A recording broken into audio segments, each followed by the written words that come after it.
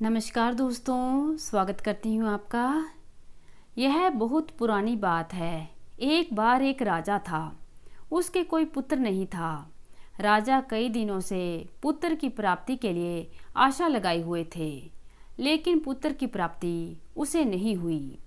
उसके सलाहकारों ने उसे तांत्रिक से सहयोग लेने को कहा। तांत्रिकों की तरफ से राजा को एक सुझाव मिला कि यदि वह किसी बच्चे की बलि दे दे तो उसे पुत्र की प्राप्ति हो सकती है। राजा ने पूरे राज्य में ढिंढोरा पिटवाया कि जो अपने बच्चा राजा को बलि के लिए चढ़ाएगा उसे राजा की ओर से बहुत सारा धन दिया जाएगा। एक परिवार था जिसमें कई बच्चे थे। उनके यहाँ बहुत गरीबी थी। उन बच्चों में एक ऐसा बच्चा था जो ईश्वर में आस्था रखता और संतों के सत्संग में अधिक समय देता और घर का अन्य काम नहीं करता था।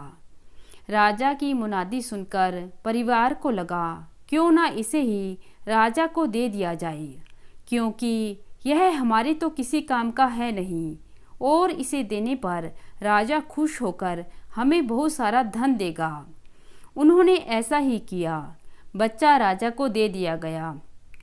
राजा ने बच्चे के बदले उस परिवार को काफ़ी सारा धन दिया। राजा के तांत्रिकों के द्वारा बच्चे की बलि देने की पूरी तैयारी हो गई। राजा को भी बुला लिया गया। बच्चे से उन्होंने पूछा, तुम्हारी कोई आखिरी इच्छा है तो बताओ। बच्चे ने कहा, मेरे लिए रेत मंगवा दी जाए। राजा ने सैनिकों से कहा, इस बच्चे की इच्छा पूरी की जाए। अंततः रेत मंगवाई गई। बच्चे ने रेत के 4 ढेर बनाए।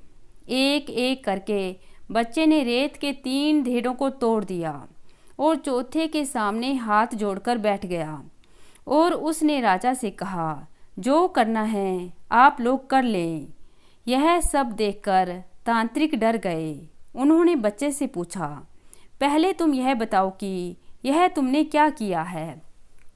राजा ने भी उस बच्चे से यही सवाल किया। तो बच्चे ने कहा, पहली ढेरी मेरे माता पिता की थी। मेरी रक्षा करना उनका कर्तव्य था, परंतु उन्होंने अपने कर्तव्य का पालन ना करके पैसों के लिए मुझे बेच दिया, इसलिए मैंने ये ढेरी तोड़ दी है। दूसरी ढेरी मेरे सगे संबंधियों की थी, परंतु उन्होंने भी मेरे माता पिता को नहीं समझाया, अतः मैंने दूसरी ढेरी को भी तोड़ दिया। तीसरी ढेरी है आपकी राजन, क्योंकि राज्य की प्रजा की रक्षा करना राजा का धर्म होता है, परंतु जब राजा ही मेरी बलि देना चाह रहा है तो ये ढेरी भी मैंने तोड़ दी है और अब ये चौथी ढेरी मेरे ईश्वर की है। अब सिर्फ मुझे अपने ईश्वर पर ही भरोसा है, इसलिए यह एक ढेरी मैंने छोड़ दी। बच्चे का उत्तर सुनकर राजा अंदर तक हिल गया।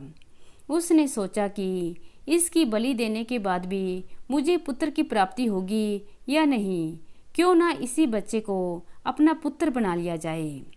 कितना समझदार और ईश्वर भक्त बच्चा है, इससे अच्छा बच्चा मुझे और कहाँ मिलेगा।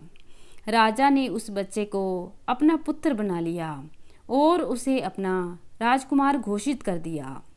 तो दोस्तों, जो व्यक्ति हर मुश्किल में केवल और केवल ईश्वर का ही आसरा रखते हैं, उनका कहीं से भी किसी प्रकार का अहित नहीं हो सकता।